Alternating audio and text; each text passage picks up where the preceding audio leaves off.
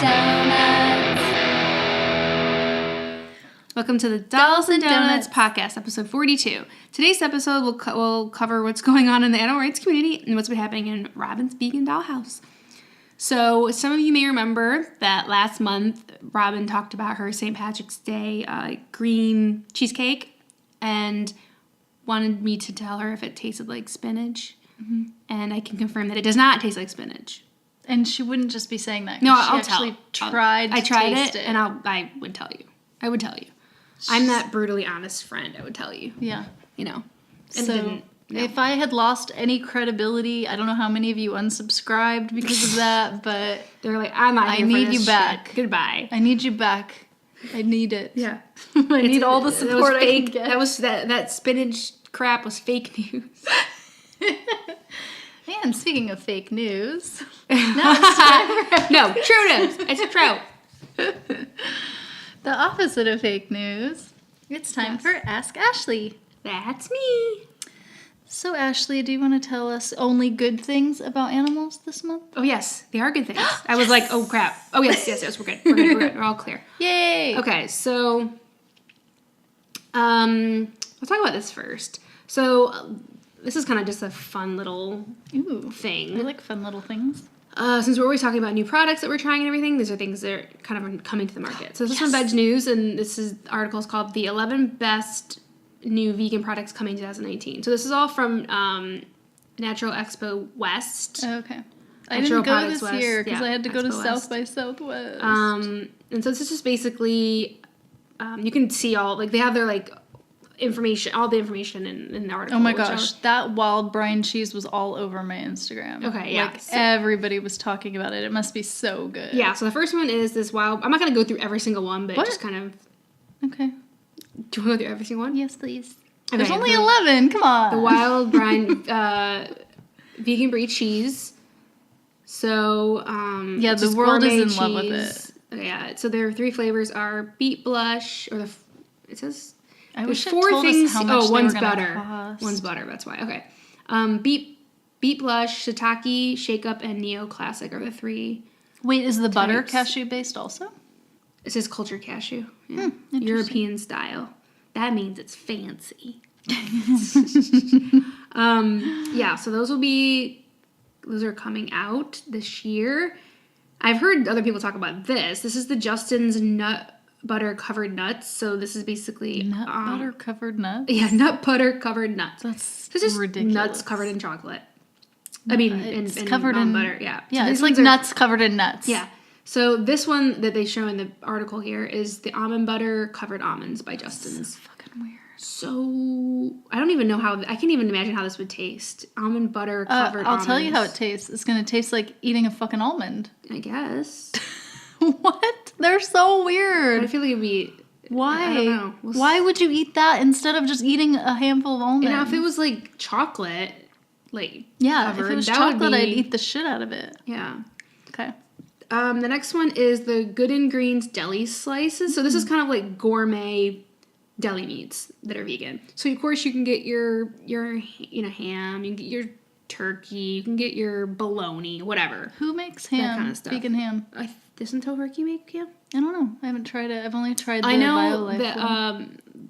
And the BioLife one does not have the consistency. Matt got one from Lucky the other day because when we were sick, he was just running in and getting anything to eat. And it was Life. Oh, Light Life? They do ham. I don't like it, so I don't like ham at all. I don't like Light Life at all, period. It was just they didn't have anything else, so we just ate it. I know. Anyway, so this is all like Italian. What is that word? That kind of meat? Carpaccio? Is that what it is? Carpaccio? Sure. I've never heard of it. Have you? No. Okay. So they have. It doesn't say how many flavors they have, but they have these deli slices, and it says product of Italy, so it's actually from Italy. Fancy. Okay. The next is Outstanding Foods Vegan Bacon Chips. I guess there's already bacon smoky, chips. salty, mushroom-based chips. Oh, I see. It's not a bacon-flavored chip. It's a chip made out of bacon? Made out of mushroom. Okay. And they come in cheddar, original, Kansas City, barbecue, and chipotle. Sure, great. I'll eat it. I don't really care. I know you don't care because you hate mushrooms, but And I'll eat it. I'm not like a huge chip person. Like I like that's chips are okay. interesting. I wonder Yeah, how so that this is. is Elmhurst milked hemp creamer. So you can choose between original vanilla, hazelnut, and golden milk. And this is a hemp-based creamer, as we said. No one wants that golden. Actually, people love I don't even know that what that golden. is. It's the gross turmeric milk. It's when people put turmeric in it. It's gross. I mean, I don't think it's good. Yeah, so for those coffee people out there, and this one they're showing in here is unsweetened. So I'm a coffee people. Yeah, I want to try good that. for you. I actually thought of you when I saw this. This one looks good. So it's Ravel's vegan gelato bars. Oh my god, that is so cute. So it's s'mores and strawberry shortcake are the two that they're showing. Okay, in the picture. can I describe the strawberry shortcake one for our listeners? Yeah. It is a white frozen bar, but it has a cute stripe of pink on the bottom, and when you bite into it, it's filled with pink. Yeah, so it's basically all strawberry shortcake dipped in white chocolate. Yeah. Oh my god, it looks so good. And it says they also have vegan yogurt dipped bars. So these are chocolate. White. Yeah, so the strawberry shortcake is white and pink chocolate dip. Yeah, no one wants yogurt dipped when you could have chocolate. But they're there. They're there. That looks really good. And these look really good, yeah. I want to try It it. says 120 calories per bar, if you wanted to know about that. And it comes in with four bars in each box. So that looks really cool. That looks promising. And then New Barn almond dips. So this was an interesting one because they were not a vegan company. Now they're fully vegan because they removed eggs from all their products. So that's good. I hope they removed all the things that made their stuff taste bad too. Maybe the eggs was it. Just kidding. Because I've tried the vegan ones. So they have almond based dips, and habanero, lemon, dill, and beet. Ew, I would not want to try the beet one. Have you tried the Dip. jalapeno almond dip from Trader Joe's? Or No. did you say you don't go to Trader Joe's? I go occasionally. Okay. But yeah. So, sure. Somebody will like it, I'm sure. This is I see these everywhere. This is another chip for the Vegan chip Robs. person in your life. Oh, these are chips, but they make These are the puffs. Pringles, Have you basically. tried the puffs? I don't think so. I haven't tried it either, And if but Matt I doesn't keep buy, seeing I don't it. buy chips. Matt buys them. So whatever Matt buys, that's what I eat if I want them. These ones do look like Pringles. Yeah, that's what they're supposed to be. Like fancy. So vegan Robs canned chips. So they essentially a vegan version of Pringles. They come in 3 flavors: beet crisp, dragon crisps, and collie crisp. I'm sorry. Can we just what's with the beet? What's with everything being beet? Beet chips are not good. I don't hate beet stuff, but I mean, it's good for you. Also, did you notice the beet ones are the only ones that don't have probiotic? Probably because they're it already tastes it says bad. beneficial beets. It says beneficial beets. Chips with probiotics. There's that's like a thing now. Yeah, cool. The next one is funny because it's my husband's name, but it's spelled differently. Matthew Kenny's plant-made frozen food line. So Matthew Kenny is a vegan chef who Matt has been mistaken for while talking to vegan companies. They've thought that he was this chef because it's just one E his off. name. Yeah, okay. that's not Matt's because name. they look alike. Also, No, because online, through purchasing stuff from vegan companies, people have thought that he was Matt Matt Kenny. Oh, that's funny. So he is making a frozen food line. Is it all frozen foods or just seafood? Oh, it's everything. It's different stuff. It's like a macaroni and cheese Oh, and a good. squash. I would not want that pumpkin shrimp. I would not want that. No, that looks Gross. terrible. But the other ones look good. Noche. Yeah. I would get the gnocchi because it's hard to make. Yeah. And the macaroni anything and cheese, that's hard to make at home, I want would to try the mac buy. and cheese. So that looks promising. Now they're coming out. Guardian's coming out with 2 more skillets. These are hard to find. Are they hard to find for you? I've never even heard of this. What's a skillet meal? It's basically everything, and you just put it in the skillet and you cook it Oh. for 10 whatever. What it says 8 minutes, and that's Okay. it. And the sauce, everything's in the bag. Oh, I So it's see. a meal in the bag. Okay. I tried. I cannot find them easily. We did find them once somewhere, and it was fine. It says a meal for 2. It wasn't enough for me and Matt. We had to have something else on the side because it was I didn't think it was enough. But they were good and they were quick, so it'd be good to just have some and throw them in the freezer for those times, But the 2 I'll new keep ones, my eyes out. yeah, then, now that I know. they're convenient for sure. So the new ones is a porkless Thai curry and a lambless vindaloo. What's vindaloo? It's an Indian dish. Oh, okay. I don't think I've ever had it. I don't think I'd want to eat fake lamb. Or I've never had lamb, but I think it would be too much mentally. I don't even think I want to eat fake pork. No, I don't either. But they have like chicken one. They have like other ones. Yeah, like, I would that are probably like get more mainstream. Yeah. Vegan meat, whatever. I don't think I could get eat the less exciting faux ones. lamb. Because I don't even know what it tastes like. Period. So Yeah. I don't want to be like, this is what lamb tastes like. I mean, it's kind of the same way as when I go to Enjoy in San Francisco and they have like octopus on the menu. I'll never order that because why would I? Yeah, I'm not into It's that. not like I'm like, oh, but I do you know what's so hard about being vegan is I miss octopus. Ew, gross. Yeah. And then the last one, number 11, is Reed's CBD no sugar added ginger brew. Oh God. So if you're into that. Of course they had to throw a CBD drink in there. So annoying. Yeah, so all the fun and none of the sugar, I guess. So yeah. So that's that. So there were some few things in there that I was excited about. So I want to try that cheese. I hope it's not $20. I like to try them. Yeah. It looks like probably expensive, but who knows. Okay, the next story is one that you may probably have already heard about. And this article. Okay, well, let me start over. All right, so the next story. The next story is from Veg News, and it's on a topic that I'm sure you've heard about already, and that is China takes major step towards ending animal testing. So, what does that mean? So basically, the gist is China has lifted the law on requiring brands, not banning brands, but requiring brands to test finished products, domestic and international. So this is my understanding of it. Does that mean the ingredients still have to be tested? Yes, ingredients still have to be tested. But say, for example, a domestic cruelty-free and vegan cosmetic company. This is for cosmetics. Elf. Okay? Mm-hmm. If they're here, they're cruelty-free and they're vegan, they're sold in the U.S., they can now go to sell in China, not make anything in China, but they can go to China and sell their finished product. As long as every ingredient that they use has already been tested. Maybe. Did you read that somewhere? No, I'm just sorry. I was guessing. Oh, I didn't hear that, but they can come in and it doesn't have to be tested in China, because that was the thing. Like, it doesn't matter if you were 100% cruelty-free vegan. If you wanted to sell in China, you had to test it. Yeah. But ingredients still have to be tested in China. It's kind of complex.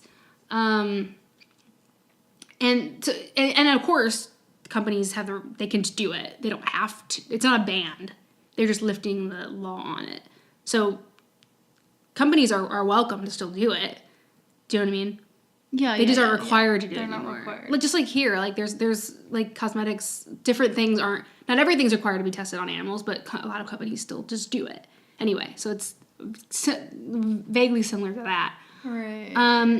And so the article says that at this stage, this does not automatically mean that brands can import into China overnight and be cruelty-free, but we are delighted that through cooperation and partnership, our aim to end cosmetic animal testing everywhere is forever coming closer.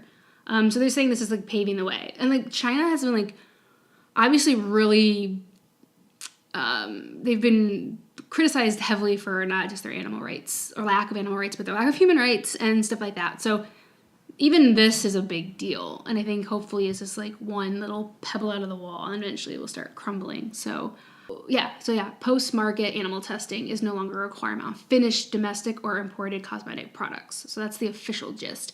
So it's not a complete ban on animal testing. It's not a complete ban on animal testing on cosmetics. It's not a ban at all. But it is a step toward them relaxing their laws on animal testing. So that is a big deal considering they had a blanket law for just like, everything was required to be tested on animals. So it's a big deal, but it's not a ban on animal testing in China, which was never going to happen from the point they were just at. That was never going to happen overnight. So this is the beginning of something really cool over there. So it's good news. Cool. I love how Stanford Inn is one of the advertisers on that. Yeah. on I still haven't been News there. website. It's right up there, and I haven't been there yet. Gosh, you gotta go. I know, You guys I know. are so good at traveling too. I know, but it's like the stuff that's closest you just don't get to, right? I feel Yeah. like. Okay, Robin, what's been happening at the dollhouse? Well, My birthday, perhaps? we had a really fun birthday party for someone you might know named Ashley. And what was the book that it was? Okay, so So basically, we had a To All the Boys I've Loved Before themed party, which is a movie on Netflix, and it's a 3-book series. And they are starting very soon to film the sequel. So the sequel will be out maybe late this year, early next year, maybe. They haven't started filming yet, so it's quite a while to go. But it's a really good book series. You should read it. And I mean, it was the most popular movie on Netflix last year that they released. So it got a lot of people liked it on Netflix. So even Robin watched it, you guys. And Robin doesn't watch that much stuff. So. Yeah, that was research, right? You had to do research. Had to do some serious research. Party planning. So everything research. was from that movie, pretty much, or like related in some way from the books or the movie. And we all kind of dressed. Some of us dressed kind of like in a character. So I dressed like wore a Laura Jean. scrunchie. We had scrunchies, some like non-food related things. We had scrunchies, and I basically dressed like Laura Jean anyway. Which so is the main character. Stuff. Yeah, it's the main character. Who didn't see it or read it. Yeah. So yeah, it was really cool. And for food, do you want to talk about the food, or do you want me to? Well, I think it would be guess I better. can talk about. I mean, I can talk about the things I made and how I made them, but I think you should introduce them, like what role they had in the story. Okay.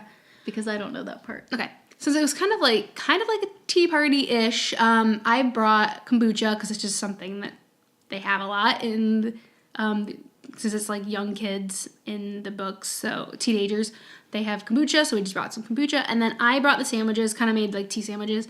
I made peanut butter and jelly sandwiches, which comes up a lot in the second book. And I made like vegan, like tuna fish sandwiches, which all these different flavors that I'd never realized, like I was talking to Lizzie about this, like how much food just really like comes up all the time. Cause like I would just like, cause I have them on ebooks, and I would just like, I just researched, I just like searched sandwich, and then looked at all the sandwiches or like cake and like all the different things. Like I didn't realize reading them through the first time how much food is just always in there. The main character, Laura Jean, loves to bake too, so there's a lot of baking in it. They do a huge Christmas cookie thing in there.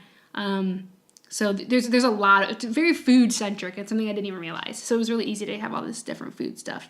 So yeah. What part were the lemon cookies? Was that part of the Christmas cookie, or was that something different? I think it was part of the Christmas cookie. Yeah. Kimmy brought the lemon cookies. Yeah, Kimmy made lemon cookies, which were really good. They're very lemony, which I'm happy because I love lemon. Mm-hmm.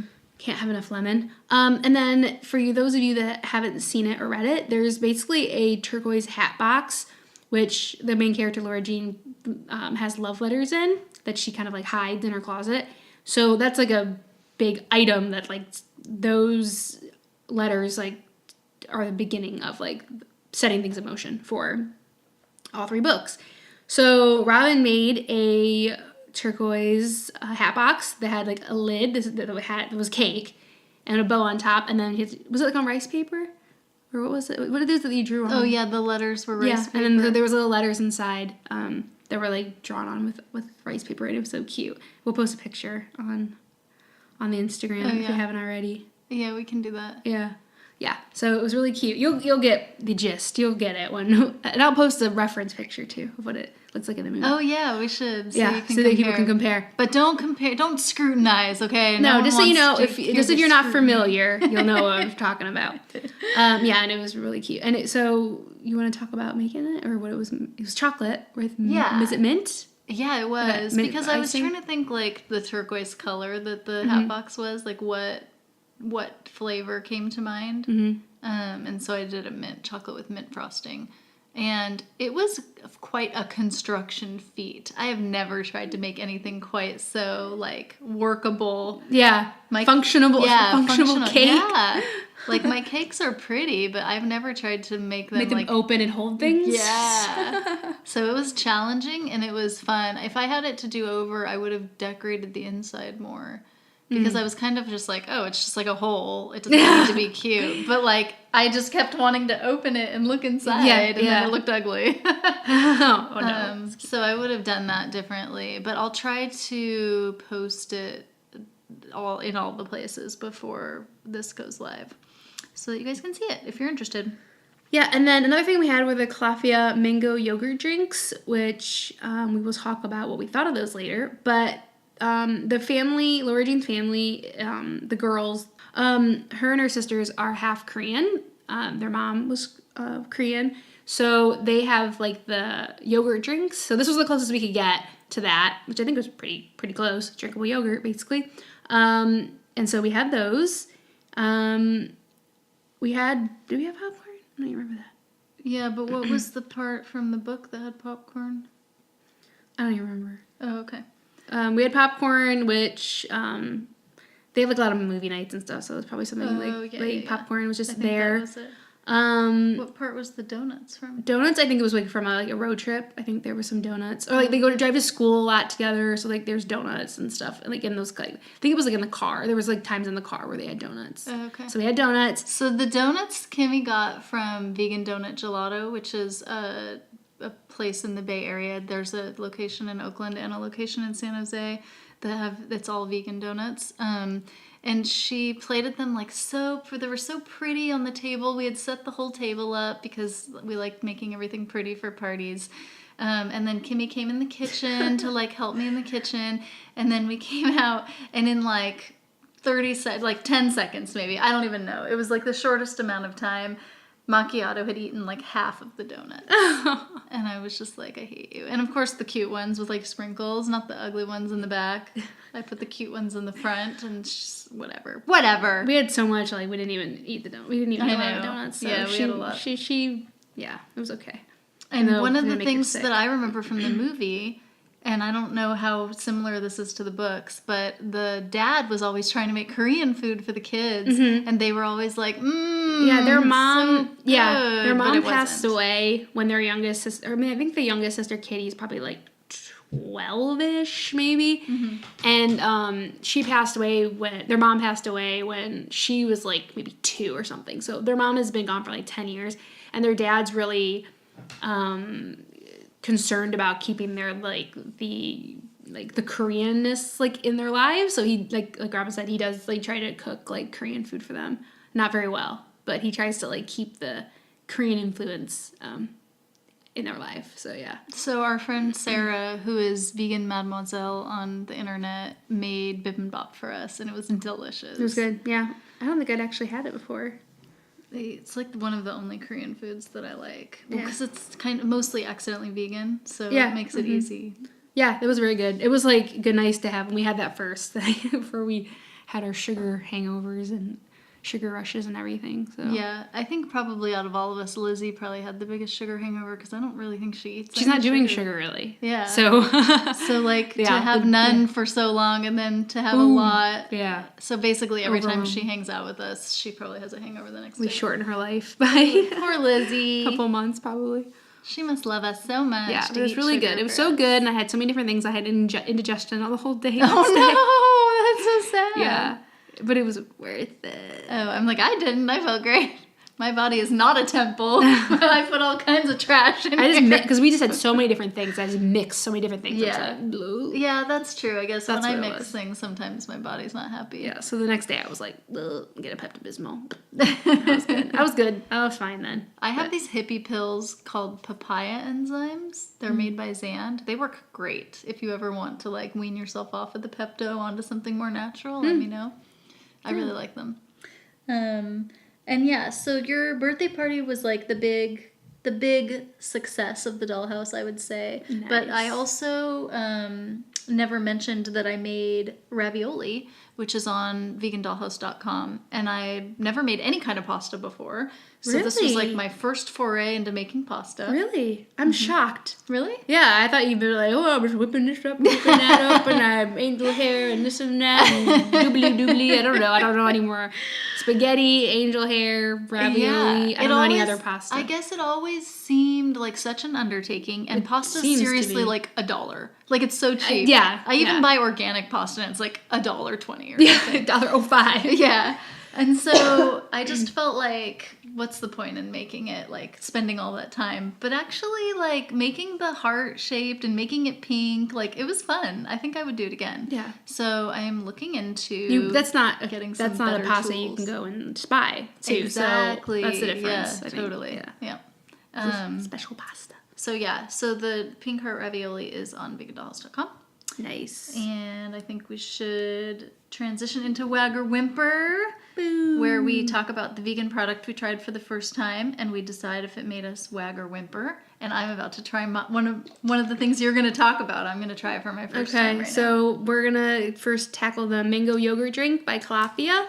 It's dairy-free, obviously, and it has probiotics in it. Anything on the front that I also share? It's cultured nut milk drink. And I said it has mango. 10 billion live cultures per serving. And keep in mind that this... you don't have to mention this. You don't want me to? You can. Okay, so... Do you remember it? The expiration date on this thing, it was not opened. She just opened it. I just opened it. March 6th. March 6th, and we're recording this on March 20th. She's taking her life in her hands here, folks, for you. It definitely tastes like mango. Yeah. It kind of does taste like if you were to make a thicker almond milk and put mango in it. It's a drinkable yogurt. Yeah, so if you just put almond milk and mango in the blender. Mm-hmm. Maybe. I can smell the mango from here. It doesn't taste like yogurt, I guess.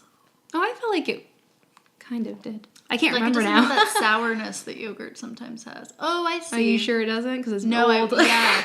Well, I wasn't sure because mango already is a little sour. Okay. So I think the mango makes... Oh, yeah, this is good. I bet if I put this with ice in the blender, it would be really good. That's what I would do with it. It was good just as is, too, for me. Well, it's also been sitting on my table for like an hour, so it's not cold anymore. Yeah. Okay, so what would you say about the mango yogurt drink by Calafia? I would say it made me wag. Did it make you wag? I would say it made me wag.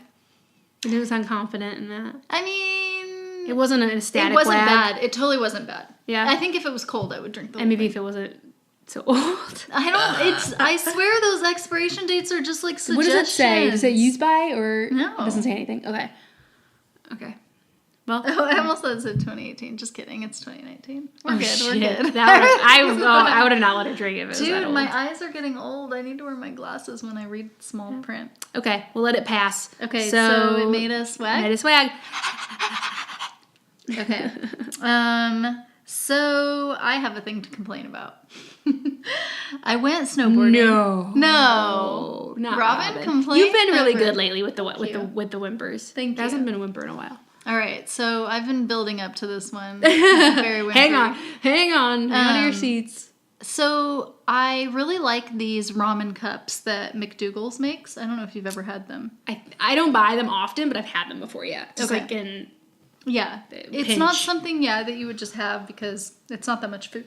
Like it's not a meal. Yeah, it's like a little cup. I think I've had them for like in my work drawer a couple times. Right. Like just emergency stash. So I think like if I were to say the non-vegan version would be like cup of noodles. That's like a thing that like my coworkers, I've seen my coworkers eat. So you just have to add hot water. You don't have to cook it, which is really nice. The flavor's really good. Everything's like well cooked, even though it's just in hot water.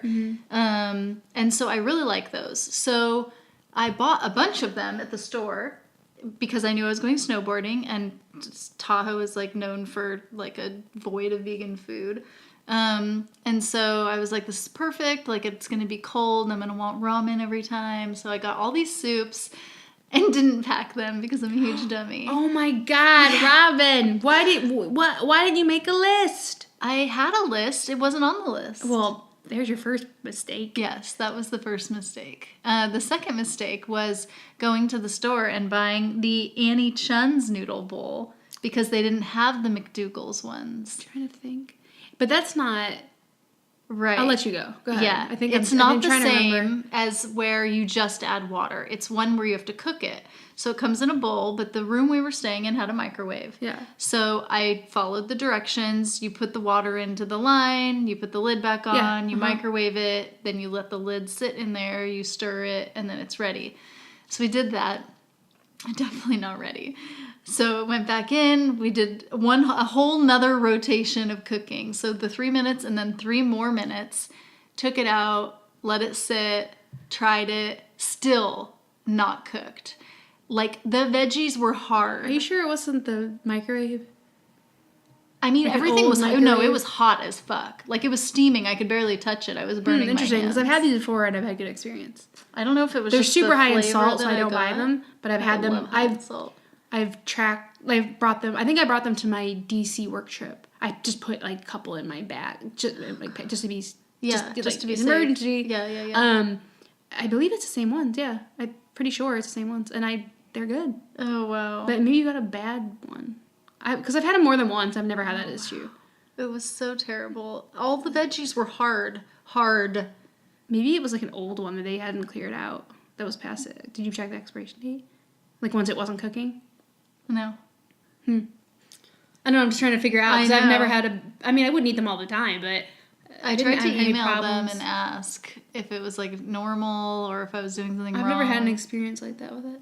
If I'm thinking of it, I'm gonna Google it and see if it's the same one. I would like you to. Because I don't want to defend these if I'm not even talking about the right thing. No, you should defend. Because I'm really hoping. Noodles. I'm just gonna put noodles. Those are good images. Yeah, it's totally that. Like this one? Mm-hmm. The one that I had was... I've tried these, yeah. I've had this one. Peanut sauce for sure. It definitely wasn't peanut sauce. I've had this one. It was like more of like a soupy one. Okay. I've had like this one. I've had this one and it's very good. I've had the peanut sauce. And everything was cooked? Yeah, it was fine. Ready in 2 minutes, my fucking ass. I've never, mine's always been fine. I got probably that one. Oh yeah, I've never had these ones. I've had like the one. Less soup, more like noodle heavy. Oh, okay. So I don't know if that matters, but it must. I've had these ones. So I mean, I know how to follow directions. So it seems like so this is like a purple. I don't know if this is a rebranding or is this a different type of line. No, it's peanut sesame. This is just a rebranding. I've had good experience with it. So okay. Maybe, obviously that was a Whimper, but maybe try again sometime if you want. Maybe. The safety probably of your own not. home. Just very disappointing. Okay. I don't eat food like that at home, but yeah, it would have been perfect. I don't either. It's just those couple of times that you need. Yeah. Need so Annie Chun's noodle bowls made me whimper. But you're prepared to rescind the Whimper if you ever have them again, and it's a good experience. I always want to be proved wrong. Yeah, okay, cool. If it means that food I've had good experiences with this, yeah. And I threw a wag on here because I couldn't remember about the Annie Chun's noodle bowls when I was making my notes for this. But if you are ever in a situation where you know someone who works at Airbnb and they will invite you for lunch, Airbnb employees are encouraged to bring as many people to lunch as possible. Wow. Like, you can bring up to 10, and if you want to bring more than 10 people, you just get one of your coworkers who's also allowed to bring in 10, and all eat together. Split between. Yeah, like they really just want you to show off your office. They love it there. And I highly recommend going for lunch if you can, because their lunch is so good. Like, they have legit good shit. Pickled veggies and, like, all kinds of kale salads. I mean, I was just, like, I wanted to eat everything. It was, like, better than Apple, which, I love going to dinner at Apple. So anyway, yeah. So I would say if you have that opportunity, lunch at Airbnb made me wag. Nice. But wait, there's more. We're happy to include in this month's episode an interview with Amy from Vegan School. So enjoy. So we're very lucky to have a special guest join us on our podcast today. And I would like to thank you very much for coming, Amy. Hey, how are you guys doing? We're doing fabulous. Okay, well, I think one of the questions that we really like asking guests is how they came about veganism. I'm assuming you're vegan. I am, yes. We don't fact check very well, obviously, for these interviews. With a name like that, Vegan Wife, it's kind of hard not to be vegan. I'm not one of the vegans that has kind of vegan. I'm 100% vegan. So yes, I can talk a little bit about myself if that's where we're going. So my journey started about 4 years ago when I was pretty much in the middle of a quarter life crisis. So I was 25 years old and I was about to have to exchange my hard-earned money and time going to a pain clinic in order to acquire some opiate type medication in order to function. And I don't know about you, but that's not really normal at 25 years old. And a backstory goes back to my childhood. I grew up with chronic illness, and then I was diagnosed with scoliosis at a very young age. And that is, if you don't know what scoliosis is, that's where your spine is shaped like an S. It can cause a lot of health issues down the road. And so we ended up having to take care of it in the way of surgery. So I underwent a 9-hour back surgery at 12, 13 years old. And that was kind of just the beginnings of a longer, more extended health journey. That being of chronic pain, of, chronic sickness. I was having to go to the doctor a lot. I was on lots of antibiotics. And so it just kind of led up to this breaking point moment at 25 years old where, I was told I would have to have surgery at a young age or later on at that young age. They said, these are the risks. This is what could happen. And since then, I've done everything I could to avoid that. Now, at 25, when I was enduring this chronic pain issue more frequently, and that being I couldn't even walk to the bathroom at night. That was just how bad it had gotten. And so I was scared I was going to have surgery. And that was when I was introduced to powdered produce in capsules.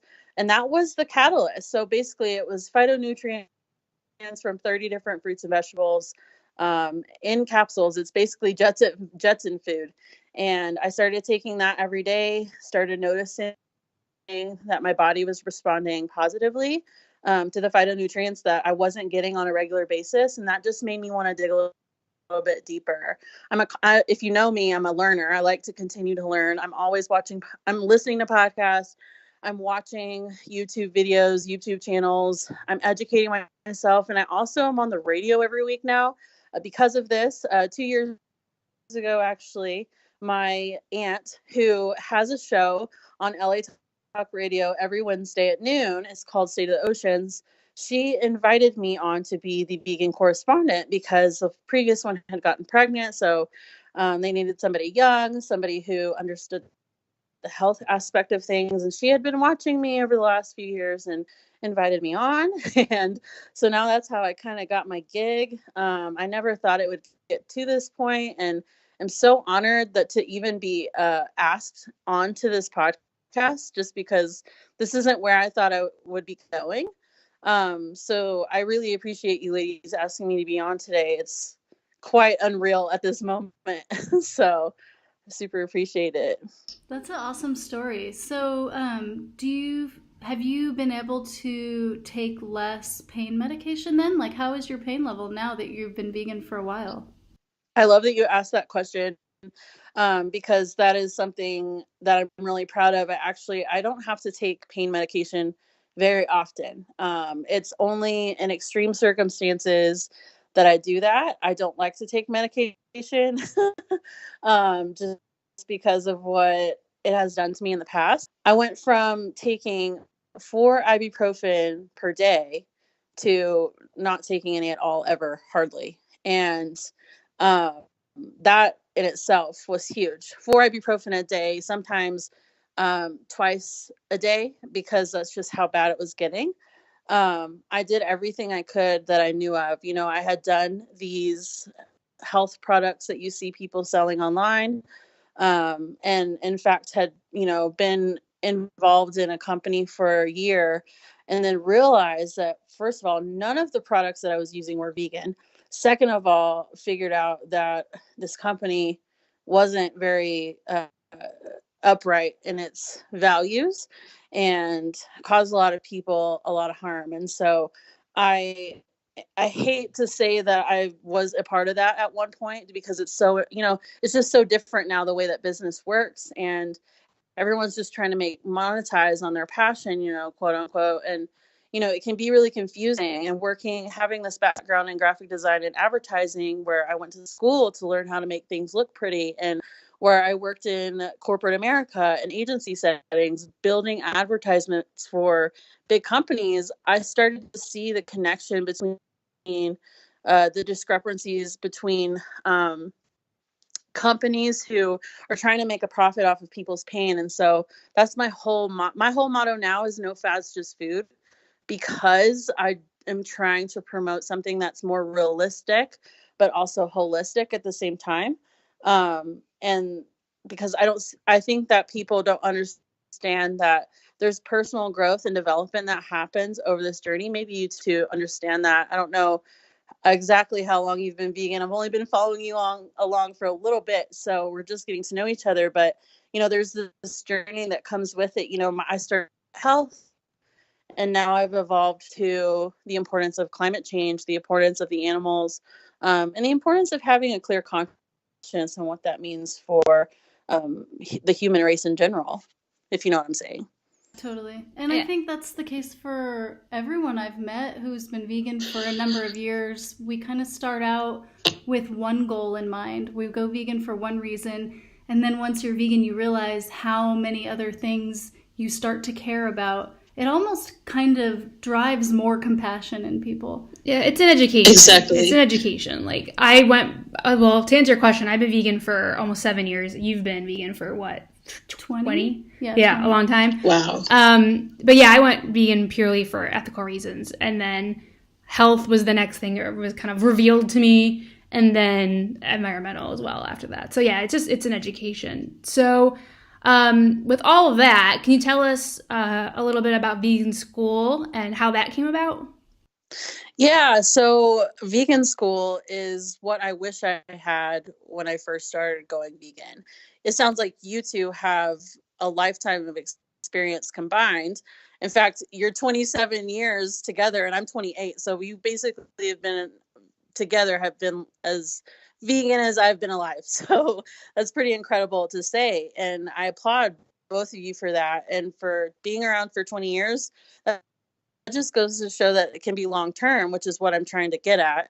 I've never felt better. And I think that if I had vegan school as a resource in the beginning, I probably would have done a little bit better, a little bit quicker. I would have saved a lot of time, a lot of money, and I would have saved a lot of headache. So what I decided to do, and I've been working on this, the physical elements over the past month and a half, but I've been working and researching over the past year and a half. And, I just wanted to get back to that place of what is it like to go vegan in the beginning? Where should I start? What do I need to do? What do I need to learn? And so with vegan school, by the way, it's only a 22-minute video. It's a course video that goes to your email for free, comes with a 4-day meal plan and shopping list, by the way, so that can help you get started. You can take all of those recipes in 1 week. You can spread them out over time, do whatever you want to do. I try to approach going vegan as realistically as possible in this. So I'm just cutting through the BS. I started this as a 6-week course, but then I figured out most people don't have the mental, how do you say it? The attention span that they used to. In 6 weeks to learn to go vegan seems undoable sometimes. I wanted to make it easy. So what happens is you go to my website, thatveganwife.com/course. You can learn more about it there and sign up for free. All you got to do is enter your email. And what you'll do then is get a double opt-in where you'll confirm your enrollment, and then you'll start getting the information. And I send out information over the course of time. And through this, I hope to provide more resources for people, maybe things that people can pay for at a very, very low price, $20 or less for these PDF resources. I'm talking a cookbook. So right now I'm working on a cookbook to go along with this. It's got 17 recipes that are completely doable and recognizable for people who don't want to sacrifice their culture or traditions or their standard American diet just to go vegan. So that's kind of my aim with all of this.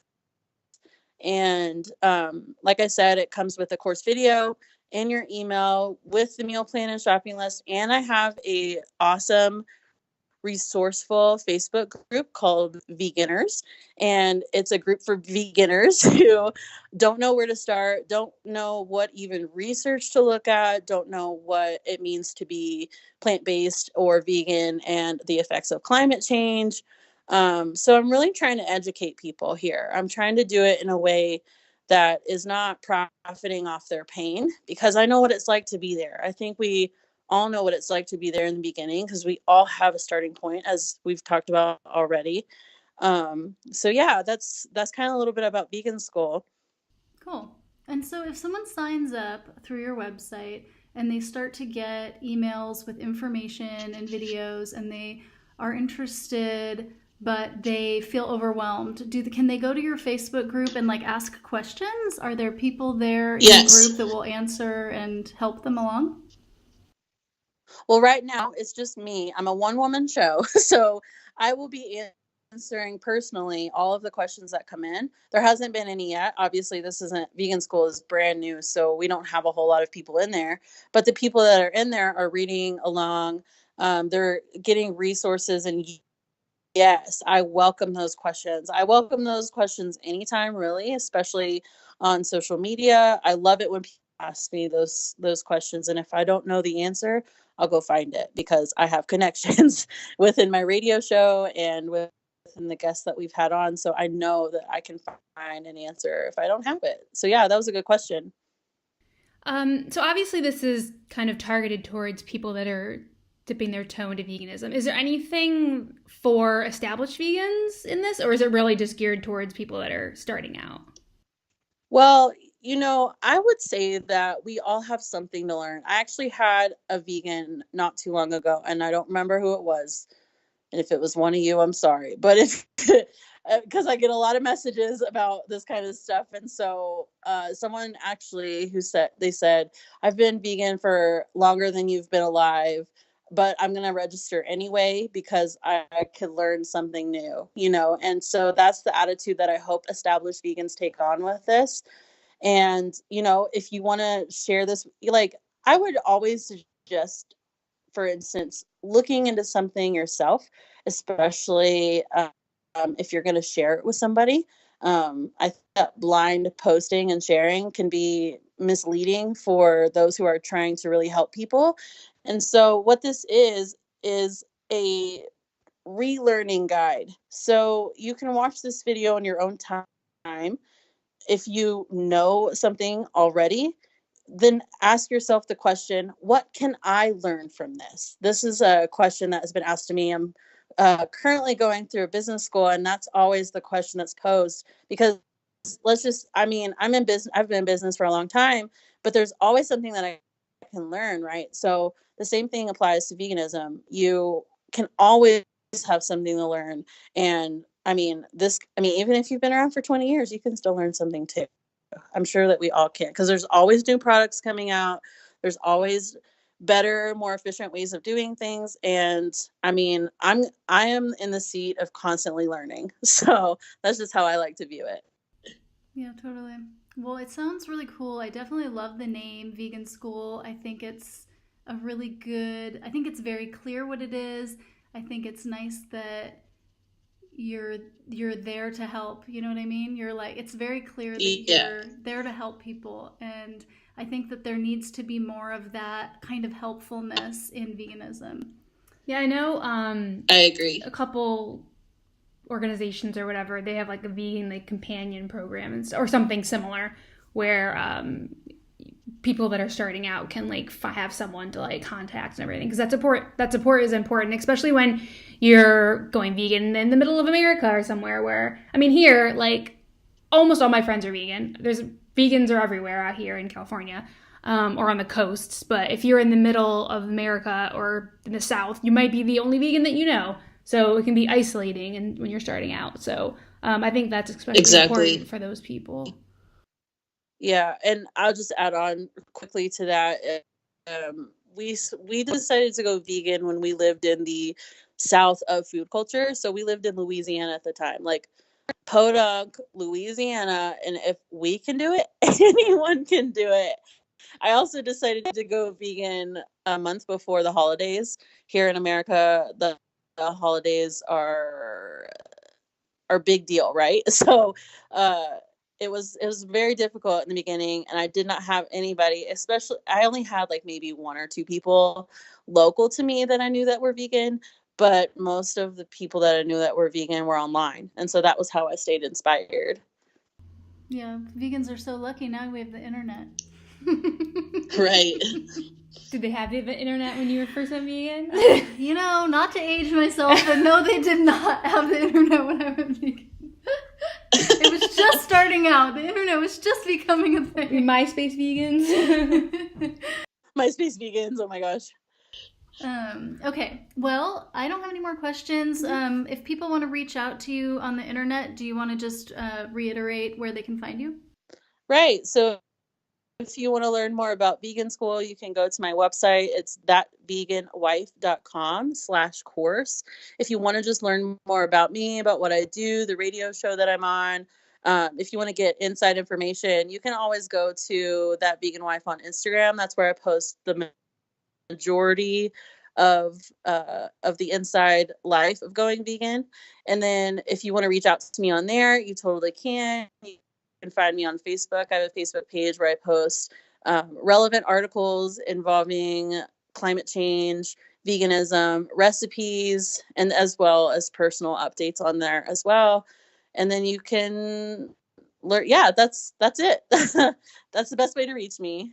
Awesome. Well, thank you so much for coming on our show.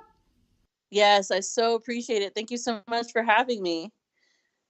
And so is that the end of episode 42? I think so. Okay, that wraps up episode 42. We're on Stitcher, iTunes, YouTube, Breaker, all the places. Leave us a review. Send us an email. We love that you're listening. Let us know you're out there. You can find our podcast website at dollsanddonuts.com, and there are links to all our social media there. You can email us if you would like at dollsanddonuts@gmail.com. And if you want to find Ashley on the internet, you can find me at theveganadventure.com, and I'm on Instagram at AshleyTheVegan. What about you, Robin? And I am vegandollhouse.com, and I am on all of the social medias at vegandollhouse. All the socials. I'm so social. When there's a screen between us. Yeah. I'm actually social in real life, too. You are. Pretty social.